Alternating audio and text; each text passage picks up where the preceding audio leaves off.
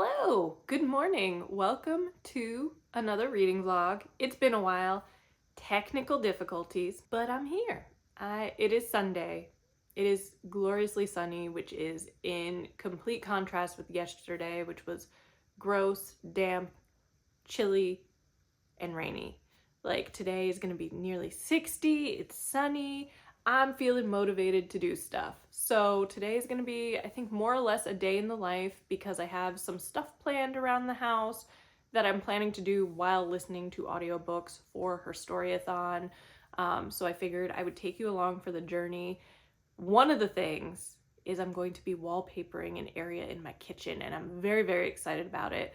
I'm actually going to go down and do that right after I finish talking with you, so I'm very excited. But in addition to that, I have some self-care plans and just chatting with you about books and life and stuff, per usual. But I did want to give you kind of a book update because I feel like it's been a little while since I've been able to chat about books. And just as an FYI, if you are interested in more like updates on what I'm currently reading day to day, I am trying to resurrect my Bookstagram account, so I'm going to shamelessly plug it, but I'm trying to be more active over there in stories and reels and on my grid.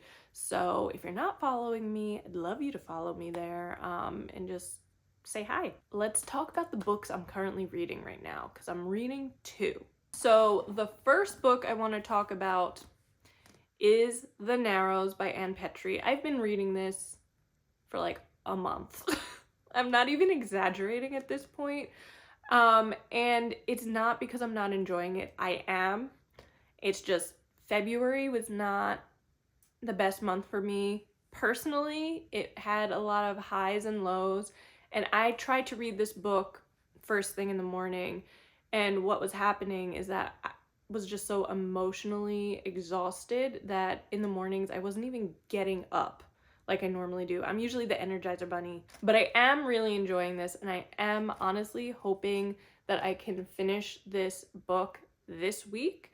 I've been kind of reading it in like 50-page increments, and so I'm about halfway through it now, so hopefully I can finish this, but it is very good. I love this writing style. Ann Petrie is an underrated genius, but I think partly because I was trying to read this and also listening to The Fraud by Zadie Smith, which you will have seen in my reading wrap-up, that book kind of was a little too much literary fiction, and so trying to read the two of them at the same time probably was ill-advised. Anyway, I am enjoying this one much, much more than I enjoyed The Fraud. So this is a book that was written in the 50s. It is a book that is really about race and is a social commentary. It takes place in this sort of black neighborhood in Monmouth, Connecticut, and I was shocked. I didn't realize in picking this book up that it was going to be an interracial romance. I don't know what I thought it was going to be, but that was not on the bingo card, and that seems to be a bit of what this book is. And so the main character is this young man, Link. He is somewhat like a disenchanted youth. Like, he's well educated. I think he went to Dartmouth, so he's an Ivy League baby. He, I believe, served in World War II, and he's back in this neighborhood that he grew up in, and he's just kind of like doing his thing, bartending, you know. And one night, it's dark, it's foggy, this woman is being chased, and he steps in and kind of rescues her, as it were. And it was only after they go inside somewhere to get a drink that they both realize she's a white woman, he's a black man. That's how their interactions begin. But you're also seeing bits of the neighborhood and the other people who live in the neighborhood, and that's what Ann Petrie does really, really well, is create these sort of microcosms. And so I'm really interested in seeing how these other characters that are getting so much page time, as it were, are going to kind of contribute to the larger and more overarching story, which is Link and Camillo, I believe is how her name is said. Is that how it is? Yeah, Camillo. But the book I want to talk about, because this is the book that I'm going to be listening to while I am wallpapering today, is The Victorian and the Romantic by Nell Stephens, which is a memoir. I started this March 1st. This is a herstoryathon book for me. And when I say I devoured the first half of the audiobook, I did. There was a very, very good chance that I could have finished this in a single day if I didn't get distracted by work stuff. And then with an unexpected visitor, my nephew and his mother, on Friday. But I am thoroughly enjoying this book. It's just absolutely delightful. It is making me very, very nostalgic for the camaraderie of working on my senior thesis, having that sort of monomania for a project, spending all these hours doing research and having the like thesis meetups with your advisor and the other people who are also writing a thesis, and it's making me nostalgic. But basically, this is a book about Nell Stephens, who is writing her PhD, and she's a little bit distracted by a romance with this man, Max, that ends up being more of a long distance romance because she's in London, he's in Paris, and then she's in London and he's in the United States. But her like passion, what she started her PhD dissertation, her thesis on, is Elizabeth Gaskell. And through this book and through kind of the split timelines of Nell Stephens writing her PhD in, I think, 2013, and Elizabeth Gaskell in the Victorian era, you kind of see how maybe life imitates art a little bit, or how these two lives have some very interesting coincidences, chief among them the romances that they have. And so you're learning a lot about Elizabeth Gaskell, who just finished writing the biography on Charlotte Bronte. She decides to escape England and go to Italy for a time, and she begins a romance there with a man named Charles Norton. And so you're seeing these two women, these two writers with these romances, and I feel like both of these romances are destined to just end in heartbreak and tragedy, which makes me really sad because I'm really rooting for them. I feel like I shouldn't be, but I am.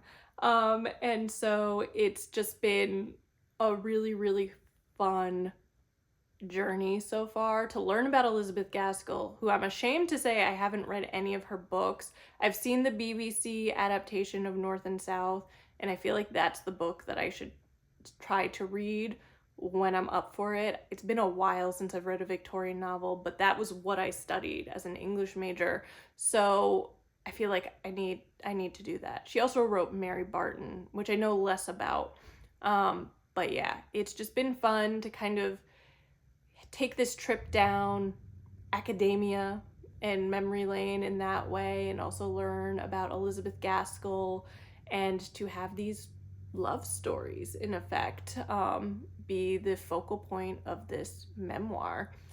First and foremost, I need to show off the new walls in my dining area. So I painted them this delightful like heritage blue, and it makes me so happy. I did this a couple weeks ago. It just brings me such joy. But the project for today is wallpaper, and I'll show you where it's gonna go. Oh, hello, squirrel. But basically, I have this kitchen island, and I'm going to be wallpapering the area at the side of the island and the ceiling with this like modern sort of geographic travel sort of wallpaper. It's peel and stick, but it has a bunch of cities around the world, some street names like Fifth Avenue, that sort of thing. But I'm gonna be putting that up today. This is the first time I've attempted wallpaper, so it's gonna be an adventure, but I've kind of earmarked my morning for this. So that's what I'm gonna be doing while I'm listening to the audiobook.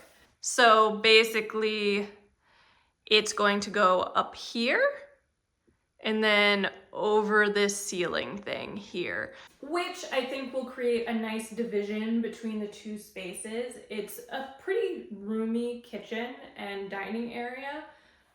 So this side will be the blue, you'll have the wallpaper, and then at some point I need to find like a pale color that complements this blue that I'll paint on that side, but that is a future Brittany project. So for now, I'm gonna put on the Victorian and the romantic, and I'm gonna start setting up, and I will check in with you a little bit later.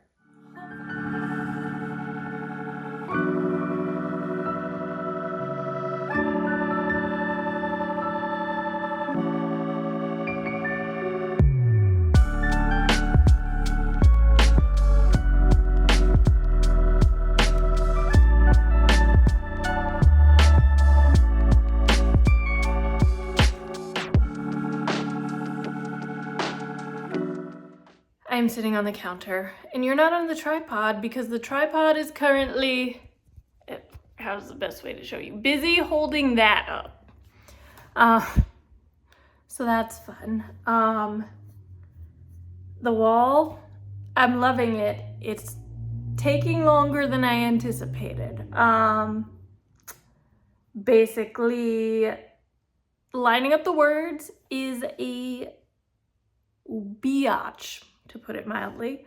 But I am that person who needs it to be perfectly aligned. So I spent a long time doing that for just the wall. And now I'm trying to do the same thing on the ceiling, and it's not fun. I have sent an SOS to my mother, so she might be coming to lend me a hand, because I'm finding it very difficult to do one as one person. But I thought you would like to see we're a work in progress. We're a work in progress. This is like 5 minutes later. I waved the white flag.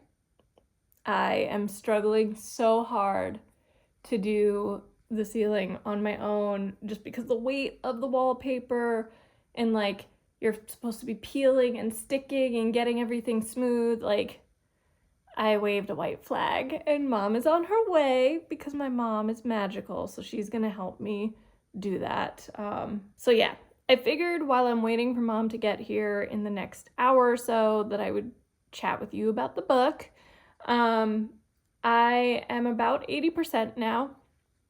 I would be further, except I was literally doing the E=mc² mathematical equation GIF thing, like in my head, while I was trying to figure out how to line up these words at the seam of the ceiling and the wall, that I was not paying attention. So I decided to go back a little bit, and so I'm listening to some of it over again, which is fine. I was like, wait, what happened? But I'm really enjoying this book quite a bit. I think it's the right amount of like memoir and this sort of biographical information on Elizabeth Gaskell. I love the Elizabeth Gaskell sections, which tend to be written kind of in the second person, which I find really interesting, and it almost creates this intimacy with Elizabeth Gaskell. And so seeing that and hearing kind of the fallout from her biography on Charlotte Bronte and her getting back to Manchester with her husband and having this like romance with Charles Norton, who's an American, and so he's long distance and kind of out of reach for her, is really interesting. At the same time that you're having Nell going through this long distance relationship and her thesis, and just all of that, and it's good soup. But there's something about it that does feel very intimate. It feels like you're participating in this like walk down memory lane, or this having access to these two women's like diaries or whatever the case may be. And it's just really nice. It's really easy reading, which is very different from my experience with Zadie Smith's The Fraud, which was the most recent book I finished. And The Narrows is great, but I wouldn't necessarily consider it easy reading. Like this is delightful. It feels like sitting down with a friend, having a glass of wine, and just talking. I think that's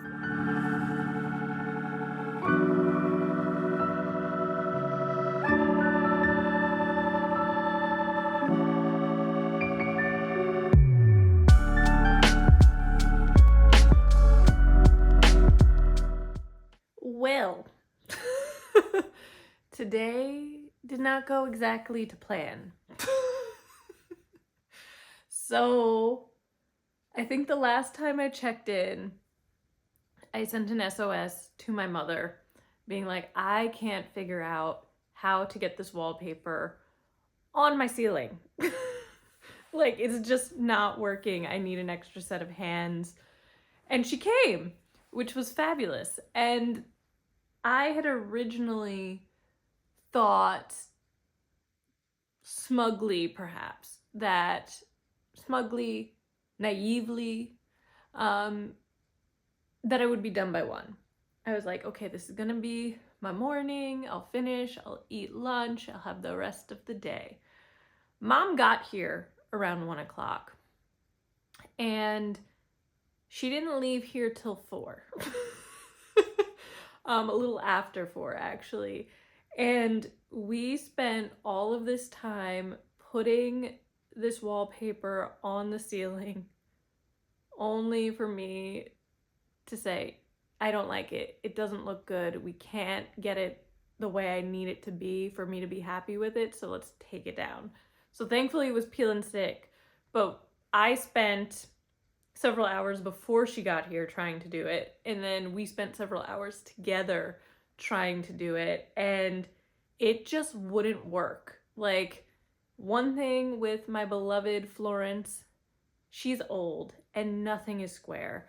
And so like trying to line up this wallpaper so that it's square was not happening. And then on top of that, you also have to line up the paper with itself so that the words on it line up. And that wasn't happening because if you lined that up, it wasn't square anymore. It was a mess.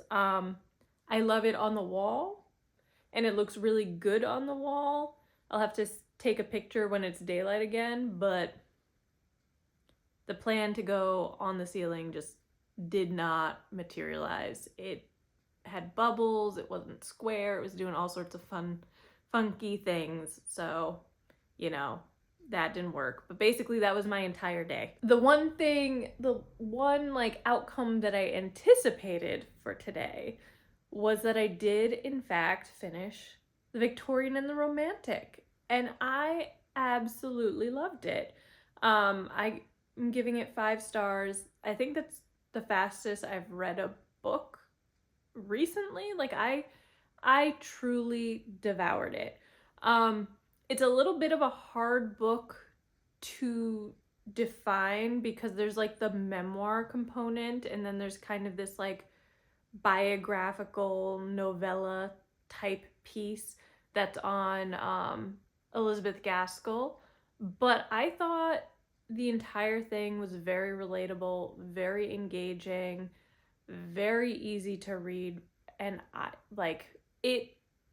think it's the sort of book that if you like Victorian literature, if you're someone who likes academia, like there's something there. But I think also it's so relatable because at its core, it's a book about relationships, like love, romantic relationships, unrequited love, the loss of relationships, growing as a result of that, and just like growing and maturing as a person. Like, she's in her late 20s, early 30s in this book. So it just feels like a true like coming of age story for someone in my age group, essentially. Like, it felt like I was reading it at the right time, you know? It's interesting because like the way that everything is mirrored, the way that everything is constructed. You do have Nell with her relationship with Max, which does end with heartbreak, which is kind of heavily foreshadowed even just in the description. You have that, and then you have Elizabeth Gaskell with her relationship with Charles Norton. But to have that and to go through the academia thing, and I found the stuff on her going through her thesis actually really, really interesting. Maybe because it's something that is similar to the experience I had with my senior thesis, but I found that enjoyable. This is just a lovely, lovely book, and just raw and filled with these milestones and these moments that I think most people can relate to in their own life. So yeah, I really enjoyed it. I'm still like trying to figure out how to articulate it, so hopefully I'll be a little bit better in my March reading wrap up. But this was great. And I think what's good about it, what is telling for me when it comes to enjoying a book, is that I immediately wanted to know what other books Nell Stevens has out there. I own one of them. I can't remember the name of it. I can like picture the cover. I own it, so that's definitely going to be something that I want to read sooner rather than later. And I think there's also another book called Bleaker House, maybe, that I definitely want to see what that one's about and maybe give that a whirl. So I think that in and of itself tells you how much I enjoyed the writing style. But yeah, I ate already, but I think what I'm going to do now is relax a little bit before I head upstairs, maybe watch some TV. And then when I go upstairs, do like my self-care and stuff and check in with you then.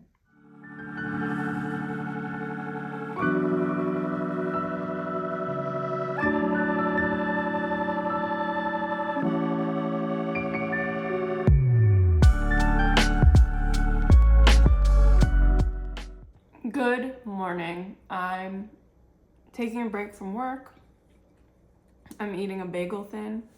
I honestly don't know why I decided to get everything bagel thin, because I am a sweet bagel girl all the way. I want to put jam and stuff on my cinnamon raisin bagel. This is not it, but I need to finish them before I buy more bagels. Last night did not go to plan. When I say I knocked out, I knocked out. I went upstairs, was planning to do my nails, which I still haven't done.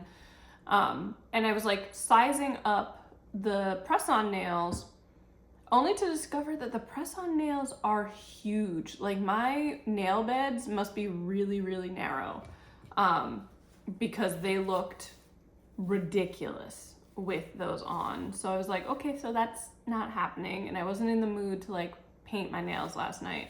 So I said, okay, fine. I'm gonna climb into bed. I'm gonna listen to my audiobook. Did that, started listening to Z by Therese Ann Fowler. And at some point during that, I fell asleep. And I woke up, it seems like, long enough to be aware to pause my audiobook, although I have no recollection of doing that. And then I woke up, and next thing I know, it's 5:30 in the morning. So last night did not go to plan with the self-care. That's fine. It's fine. You can kind of catch a glimpse of my masterpiece that I was talking about yesterday. I'll show you it in a moment. Wanted to give you an update because, as I did mention, I did start listening to the audiobook for Z, a novel of Zelda Fitzgerald. And yeah, that's where I am reading wise. So I have read another book by this author. The name escapes me right now, but it's about the Vanderbilts, Gilded Age. And that was fun because I wouldn't say I live down the road from, but I'm in close proximity to a Vanderbilt mansion. And so that was fun to have that little romp. And it was around the time that the Gilded Age TV show was coming up, and it was just fun. It's a fun, interesting time to read about. And I really loved Theresa Fowler's writing style. It was easy. That's kind of what I'm experiencing with Z. It's really easy to read. The characters are very, very vibrant, and Z just seems like she would be a hoot at a party, which she seems to party quite a bit. She's like 17 when this novel opens. And so you're kind of seeing the romance between her and F. Scott Fitzgerald in its early days. And I'm learning quite a bit because firstly, I didn't know much about Zelda apart from the fact that she had married F. Scott Fitzgerald. Like, I knew nothing about her. She's from the South. The Sayer family is an old Southern family. They were slave owners. One of her ancestors is an individual who disenfranchised Black Alabamans. Is that how you pronounce it? In the state of Alabama, that kind of ushered in Jim Crow from what I was reading. So her family's past is a little undesirable and unsavory, in my humble opinion, which I knew nothing about. I just knew that F. Scott Fitzgerald was a Northerner. And like, I'd read Great Gatsby in school. I don't think I've read anything else by him. I've seen the movie adaptations of The Great Gatsby. I feel like everyone has. So I've kind of gone into this with no real preconceived notions of who she was as an individual. So that's been fun because, as I said, I've learned those things about her. I've also learned that F. Scott Fitzgerald was named after his distant cousin, Francis Scott Key, who wrote the Star Spangled Banner. Never put that together, but that came up. But it's been an enjoyable book so far. I'm about 15 to 20% into it right now. It's about a 12 to 13 hour audiobook. Really enjoying it so far. And this is, again, another herstoryathon read. I think actually with the Victorian and the Romantic, I checked off 3 prompts if I need to. But anyway, let me show you the wall. Ta-da! Look at that beautiful accent wall. It makes me so happy. And what I'm gonna do is eventually put shelves here because I have some lovely, actually I can show them to you. I have these lovely cups, a bunch of different patterns that I got from Iceland that I want to display and other stuff. So eventually there will be shelves hanging here. And yeah, that's kind of where we are. But anyway, I think that's where I'm gonna leave you. I'm gonna go finish eating my disappointing everything bagel and I'm gonna get back to work. But thanks so much for watching, guys, and I will see you next time. Bye.